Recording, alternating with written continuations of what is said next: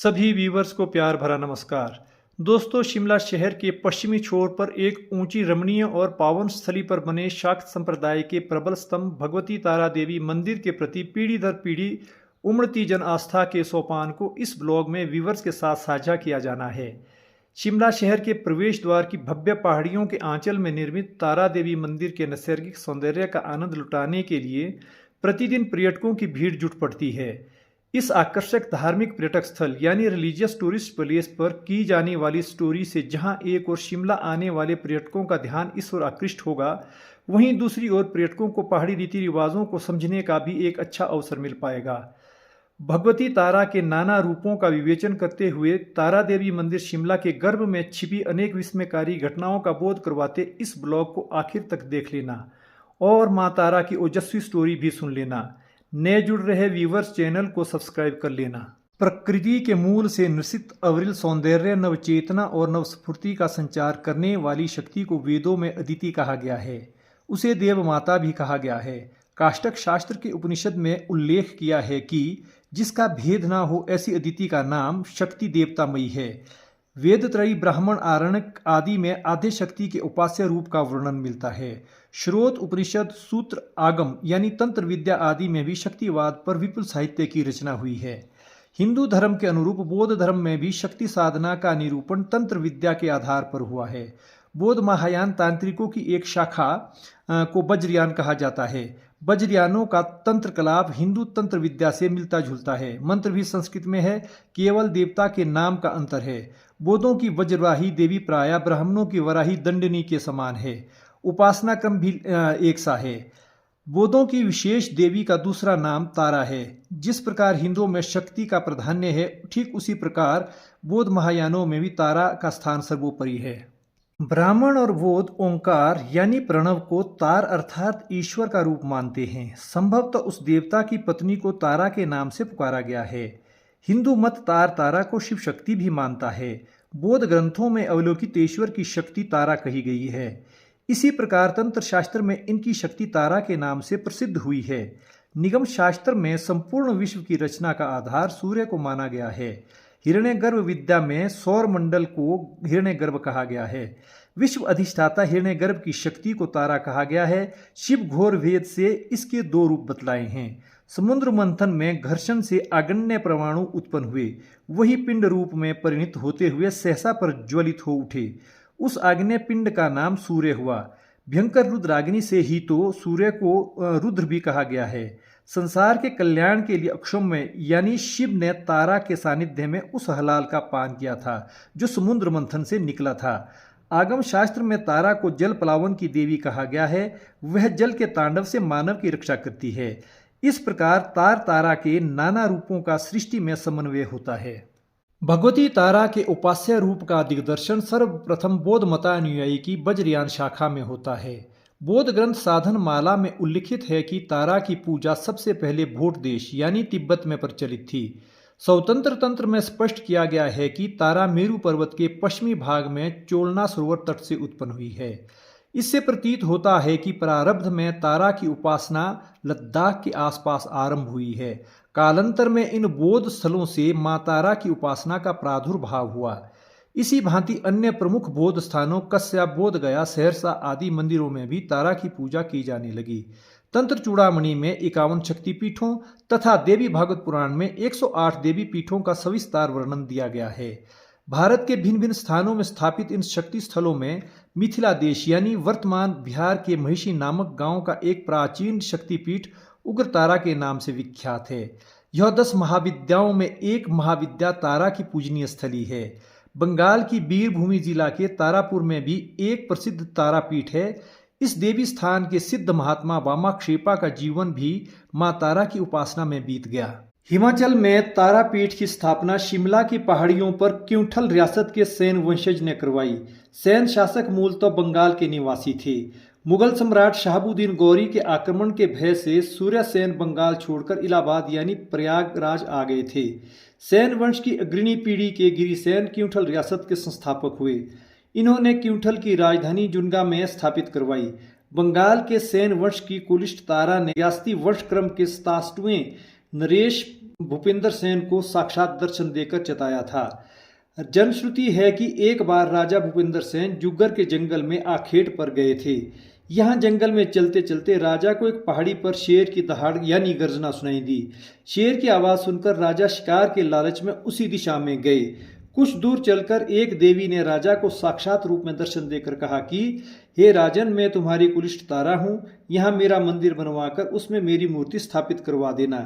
मैं तुम्हारे कुल की रक्षा करूंगी। यह वचन देकर वह दिव्य ज्योति अंतर्धान हो गई। इस दृष्टांत से राजा भावविह्वल हो उठा। राजा ने कुल देवी को प्रसन्न करने के लिए जुग्गर के जंगल का एक विस्तृत भूभाग मां तारा के नाम करवाकर वहां एक छोटा सा मंदिर बनवाया तथा उस मंदिर में भगवती तारा की काष्ठ प्रतिमा स्थापित करवाई। शिमला हिल स्टेट गैजेटियर 1910 में लिखा है कि राजा बलबीर सेन के शासनकाल में तारानाथ नामक एक सिद्ध योगी जुग्गर के जंगल की ऊंची चोटी पर धुना रमाकर तप करने लगा। उनकी घोर तपस्या के बल से वर्षा के पानी की एक भी बूंद उनके धुने पर नहीं गिरती थी। उनकी चमत्कारिक शक्ति को सुनकर क्यूंठल के राजा बलबीर सेन भी योगी से मिलने गए। योगी ने राजा से कहा कि अगर तुम इस स्थान पर भगवती तारा का मंदिर बनवाकर इसमें मां तारा की अष्टादश भुजी अष्टधातु की प्रतिमा स्थापित करवाते हो तो रियासत में खुशहाली और समृद्धि आएगी। यह भी दंत कथा है कि एक बार क्यूंठल नरेश मुगल सल्तनत के हुक्म पर दिल्ली गए थे। दिल्ली प्रस्थान करने पर राजा को अपनी भुजा में लगे ओजस्वी तावीज को निकालने का ध्यान न रहा। यह तावीज सेन वंश के हर उत्तराधिकारी को वंश परंपरा के अनुसार कुलिष्ट तारा की ओर से पहनाया जाता था। देवी रूपी तावीज की कुलीन मर्यादाओं को जीवित रखने के आशय से राजा उसे दिल्ली नहीं ले जाना चाहता था। उसने वह तावीज मार्ग में पड़ने वाले गणपेरी नामक गांव में बने देवी मंदिर में रख दिया। दिल्ली पहुंचने पर राजा बलबीर सेन को मां भगवती ने स्वप्न में दर्शन देकर कहा कि मैं गणपेरी में हूं। इस गांव के सामने ऊपर की ओर ऊंची चोटी पर मेरा मंदिर बनवाकर उसमें मेरी मूर्ति स्थापित करवा देना। इससे तुम्हारे राजकीय यश में भी वृद्धि होगी। यह संभवतः वही पहाड़ी बताई जाती है जहां योगी तारानाथ ने डेरा डाला था। एक अन्य लोक श्रुति के अनुसार क्यूंठल रियासत के राजज्योतिषी पंडित भवानी दत्त ने राजा बलबीर सेन को सुझाव दिया था कि अगर वह मां तारा की अष्टादश भुजी अष्टधातु की प्रतिमा बनवाकर हिंदू देव परिपाटी के अनुरूप इस मंदिर में प्रतिष्ठित करवा देते हैं तो ऐसी प्रतिमा चमत्कारी शक्ति से संपन्न होगी। उस मूर्ति के निर्मित होने पर पंचबली विधान पूरा करना पड़ेगा, अन्यथा अनिष्ट होगा। तदयुगीन परिस्थितियों में राजा बलबीर सेन ने उसी पहाड़ी पर भगवती तारा का एक मंजिला मंदिर बनवाया जहां योगी तारानाथ तपस्यारत थे। कालांतर में यही पहाड़ी तारा पहाड़ी के नाम से विख्यात हुई।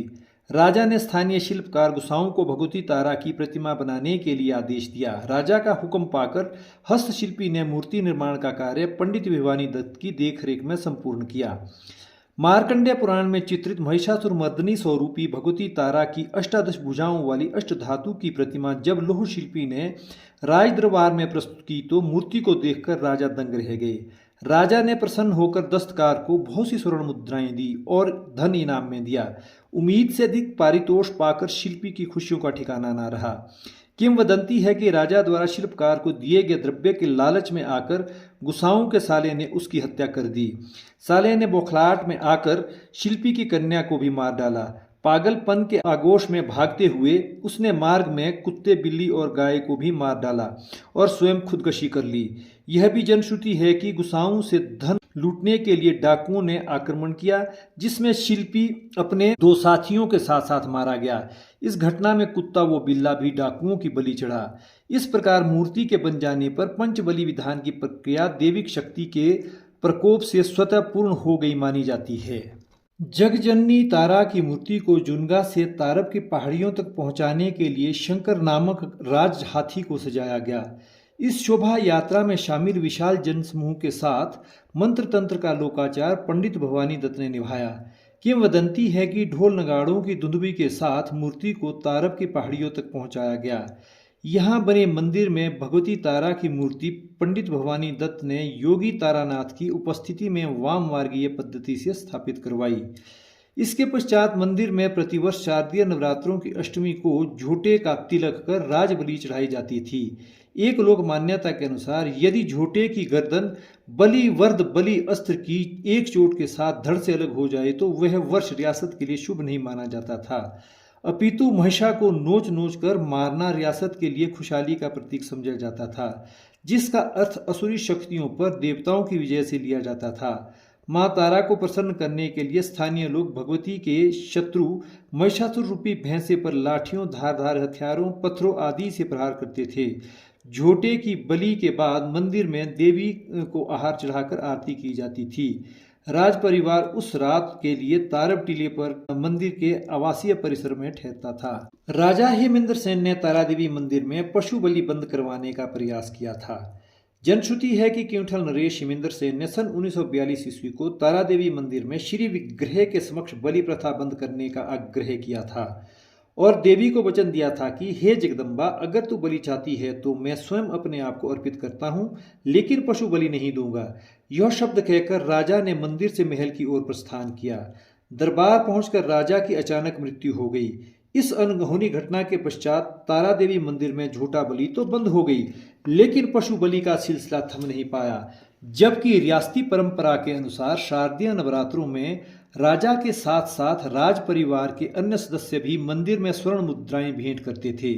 पुजारी व पंडितों को दान दक्षिणा भी दी जाती थी।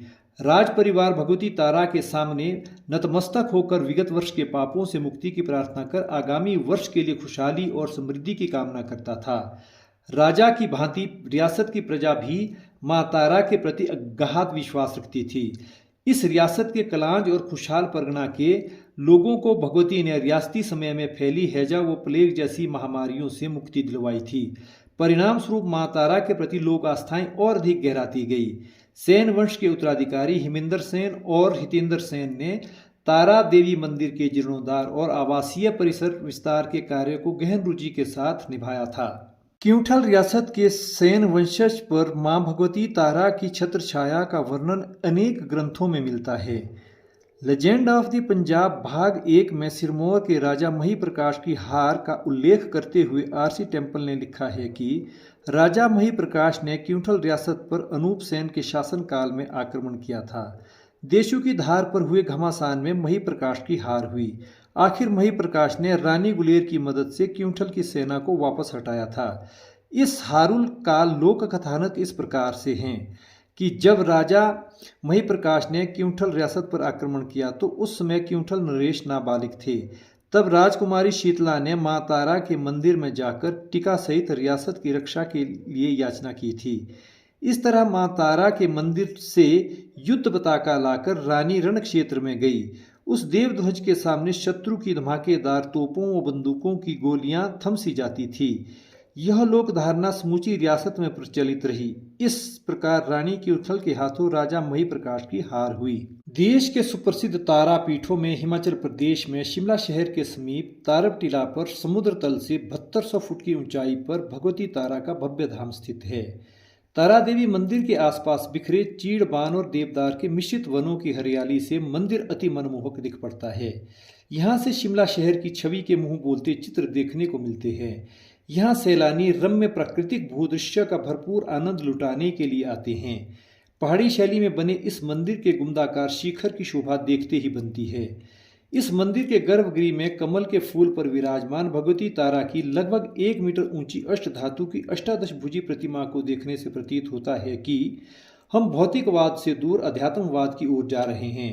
मां तारा की प्रत्येक भुजा परशु, पाश, गदा, वज्र, पद्म, शूल, धनुष, दंड, शक्ति, खड़ग, ढाल, शंख, चक्र, घंटा, पाश, मधुपात्र, कुंडिका आदि विभिन्न आयुधों से सुसज्जित है।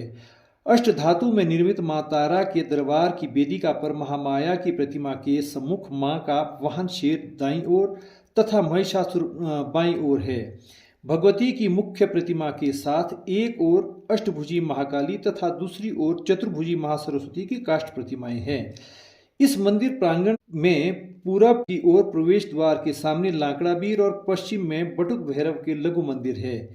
इस मंदिर की दोनों दिशाओं पर स्थापित भगवती के वीरों के यह नूतन मंदिर अपने सौंदर्य की आभा मंदिर के चारों ओर बिखेर देते हैं। तारा देवी मंदिर में जगन्यता की दैनिक पूजा प्रातःकालीन वेला में वैदिक मंत्रों के साथ आरंभ की जाती है। बसंत और शरद ऋतु के परिवर्तनशील समय चक्र के साथ साथ दैनिक पूजा का समय भी तदनुसार अलग अलग ढंग से निर्धारित रहता है। दैनिक पूजा तथा देवी स्नान के लिए जल प्रातःकाल में शिव मंदिर के समीप बनी बावड़ी से लाया जाता है। तारा देवी मंदिर में चैत्र तथा आश्विन नवरात्रों के मेलों को धूमधाम के साथ मनाने की प्रथा रही है। शारदीय नवरात्रों की अष्टमी को राज परिवार के सदस्य मंदिर में आकर अब बकरे के स्थान पर नारियल की बलि चढ़ाते हैं। नारियल बलि के लिए आज भी रियासती वली वर्द वली अस्त्र का प्रयोग किया जाता है। चांदी की परत से मढ़ा यह अस्त्र भगवती तारा के मंडप के साथ गर्भगृह में रहता है। मां तारा के दर्शन के लिए नवरात्रों में श्रद्धालुओं का तांता लग जाता है। एक परंपरा के अनुसार नवरात्रों की तृतीया को ग्रामवासी गणपैरी से तारा रूपी भगवती की लघु प्रतिमाएं लाकर तारा देवी मंदिर में मां तारा की प्रमुख प्रतिमा के साथ अष्टमी तक रख देते हैं। नवमी के दिन वह मूर्तियां वापस गणपैरी पहुंचा दी जाती है। नवरात्रों के कुल चढ़ावे का 1/4 भाग भगवती तारा की ओर से गणपैरी की देवी को विदाई के स्वरूप में दिया जाता है। गणपैरी मंदिर की इन मूर्तियों में एक लघु स्वर्ण मूर्ति राजा बलबीर सेन ने गणपैरी मंदिर में ताबीज रखने के परिप्रेक्ष्य में बनवाई थी। सन 1984 ईस्वी में तारा देवी मंदिर हिंदू सार्वजनिक धार्मिक संस्थान एवं पूर्त विन्यास अधिनियम के अंतर्गत सरकारी नियंत्रण में लिया गया है। वर्ष 1987 ईस्वी में गठित तारा देवी मंदिर न्यास इस मंदिर की व्यवस्था को देख रहा है। क्यूंठल रियासत की वंशवर्धिनी भगवती तारा का भव्य धाम शिमला से 18 किलोमीटर की दूरी पर स्थित है। कालका शिमला राष्ट्रीय उच्च मार्ग पर शिमला बस स्टैंड से 7 किलोमीटर की दूरी पर तारा देवी रेलवे स्टेशन पड़ता है। यहाँ से तारा देवी मंदिर तक बान के घने जंगलों के बीच से 3.5 किलोमीटर का पैदल मार्ग है। दूसरा बस योग्य मार्ग वाया शोगी पड़ता है। शोगी से तारा देवी तक 2.5 किलोमीटर चढ़ाईदार पैदल मार्ग भी है। पर्यटन की दृष्टि से तारा देवी मंदिर तक पहुंचने के लिए पैदल मार्ग साहसिक पर्यटन की भावभूमि का एहसास दिलाते हैं। अगर आप शिमला टूर प्लान कर रहे हैं तो तारा देवी मंदिर शिमला को देखना ना भूलें। शिमला पहुंचकर राजसी तारा देवी मंदिर से जगजननी का आशीर्वाद लेकर ही जाना चाहिए। इस मंदिर के दर्शन के लिए आपको वाकना घाट से शोगी तक कम बजट में भी बहुत अच्छे होटल्स और होम स्टे ठहराव के लिए आसानी से मिल पाते हैं। भगवती तारा देवी के दर्शन के बाद पर्यटक शिमला शहर की ओर प्रस्थान कर सकते हैं। आपको यह ब्लॉग अगर अच्छा लगे तो वीडियो को लाइक करना और इस स्टोरी पर अपनी बात को रखते हुए कमेंट कर लेना।